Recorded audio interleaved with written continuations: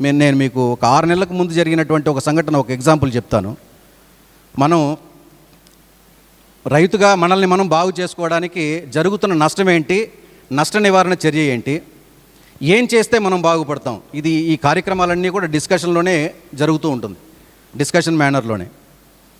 అరటి ఎక్కువగా పండించేటువంటి కేరళ, తమిళనాడు బార్డర్లో ఒక అరటి శాస్త్రవేత్తలు డెవలప్ చేసినటువంటి టిష్యూ కల్చర్లో ఇచ్చారు. 6 నెలలకు ముందు జరిగినటువంటిది. G9కి అడ్వాన్స్డ్ విత్తనం, అది టిష్యూ కల్చర్లో ఇచ్చినటువంటిది. G9 ఏంటంటే మనకు పచ్చ అరటి బయట దొరుకుతుంది కదా, G9 సహజంగా మాగదు, మనం మాగబెడితే మాగవు. దాని కార్బైడ్ లాంటి రసాయనాలు వేస్తే మాత్రమే మగ్గుతాయి. మనం మామూలుగా నాటు రకాలు అనుకోండి, చెట్లోనే మాగిపోతాయి. ఈ G9 చెట్లో మాగదు, కుళ్ళిపోతాయి కానీ మాగవు. ఇవన్నీ జెనెటికలీ మోడిఫైడ్. అక్కడ తమిళనాడు, కేరళ రాష్ట్రంలో కొన్ని వందల ఎకరాలు, మనకు చిత్తూరు జిల్లాలో మామిడి ఎలా అయితే ఉంటుందో అక్కడ అరటి పండిస్తారు. ఒక జెనెటికలీ మోడిఫైడ్ టిష్యూ కల్చర్లో ఇస్తే హై ఈల్డ్ వచ్చింది వాళ్ళకి. ఒక 2 సంవత్సరాలు ఆ చుట్టుపక్కల ఉన్నటువంటి రైతులకు మంచి ఆదాయాలు వచ్చాయి. కాకపోతే ఎవరెవరైతే అరటి పండిస్తున్నారో ఆ ఇంట్లో చిన్నపిల్లల నుంచి వయసు అయినటువంటి వాళ్ళకి, వాళ్ళు పండించి తిన్నటువంటి అరటి తింటూ ఉంటే వాంతులు, విరేచనాలు అవుతున్నాయి. బిగినింగ్ డేస్లో కాలేదు, తింటూ తర్వాత రోజుల్లో వాంతులు, విరేచనాలు అయ్యాయి. వాళ్ళకి ఇది కారణం అని తెలియదు. వాళ్ళకి హాస్పిటల్కి వెళ్తున్నారు, మందులు తీసుకుంటున్నారు, నయం కావడం లేదు. ఒక డాక్టర్ మాత్రం పదే ఇదే కంప్లైంట్తో ఈ ప్రాంతం నుంచే వస్తున్నారని చెప్పి, ఒక డాక్టరు మీరు ఏమేమి తింటున్నారు, రోజువారీ దినచర్య ఏంటి అని చెప్పి మొత్తం రాసుకున్నాడు. అందరూ అరటి పండించే రైతులు, వాళ్ళ ఇంట్లో అరటి ఉంది. మనం చిన్నప్పుడు కూడా మనం చదువుంటాం, రోజుకు అరటి పండు తింటే డాక్టర్ దగ్గరికి వెళ్ళాల్సిన అవసరం లేదని.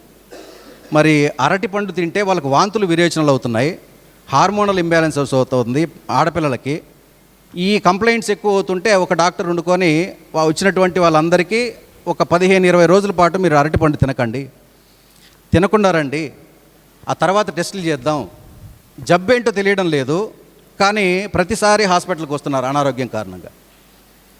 ఇలా ఉంటే 15-20 రోజులు వాళ్ళు అరటిపండు తినడం మానేసి తర్వాత వచ్చారు హాస్పిటల్కి. వాళ్ళకి వాంతులు, విరేచనాలు తగ్గాయి, హార్మోనల్ ఇంబ్యాలెన్సెస్ తగ్గింది, జలుబు, జ్వరం రావడం తగ్గిపోయింది. ఆ డాక్టరు ఈ అరటిపండులోనే లోపం ఉంది, మీరు ఎక్కడ తెచ్చుకున్నారు ఇవి అని ఆ చుట్టుపక్కల వాళ్ళని అడిగితే వాళ్ళ విషయాలు చెప్పారు. ఏదో ప్రైవేట్ కంపెనీ, ఒక మల్టీనేషనల్ కంపెనీ అది, వాళ్ళు విత్తనాలు ఇస్తున్నారు, టిష్యూ కల్చర్లో మొక్కలు ఇస్తున్నారు, పంట వాళ్ళే కొంటున్నారు వాళ్ళు నిర్ణయించినటువంటి ధరతో. ఇప్పుడు జరుగుతున్నటువంటిది మొత్తం అదే. మళ్ళీ మనం ప్రతి కార్యక్రమంలోనే అది చెప్పాల్సిన అవసరం లేదు. విత్తనం వాళ్ళదే, ఎరువులు వాళ్ళవే, మందులు వాళ్ళవే, ధర నిర్ణయించేది వాళ్ళే. భూమికి యజమాని మనం, వాళ్ళ దగ్గర కూలి పని మనం చేయాలి. ఇదే వ్యవస్థ నడుస్తోంది. ఇది మనం ఎన్ని సభల్లో చెప్పినా దానివల్ల ప్రయోజనం లేదు, రైతులుగా మనం మారడం తప్ప. ఇప్పుడు వాళ్ళు చూడండి, ఒక జెనెటికలీ మోడిఫైడ్, జన్యు మార్పిడి చేయబడినటువంటిది, ఒక సైంటిస్ట్ దాని గురించి వివరాలు రాబట్టాడు. ఏ జన్యువులు అందులో చేర్చారు అని అంటే, బొద్దింకలు ఉన్నాయి కదా, బొద్దింకల యొక్క జన్యువులు, ఇంకొన్ని భూమి లోపల విషకీటకాల యొక్క జన్యువులు అరటిలో చేర్చారు. బొద్దింకలు మనం తింటామా? కీటకాలు, విషకీటకాలు మనం తింటామా? మనం చూడండి, బ్రెయిన్ మెమొరీ అని ఉంటుంది ఒకటి, అది అనేక విషయాలని అప్పటికప్పుడు జ్ఞప్తికి తెస్తుంది. జీన్ మెమరీ అని ఉంటుంది, జెనెటిక్ మెమరీ. జెనెటిక్ మెమరీ ఏంటంటే, మన పూర్వీకులు ఏం తిన్నారు అది మాత్రం తింటేనే నీకు తినాలనిపిస్తుంది. ఈ జెనెటిక్ మెమరీ ఏం చేస్తుందంటే, వాళ్ళకి ఇష్టం లేదు అయినా తిన్నారు.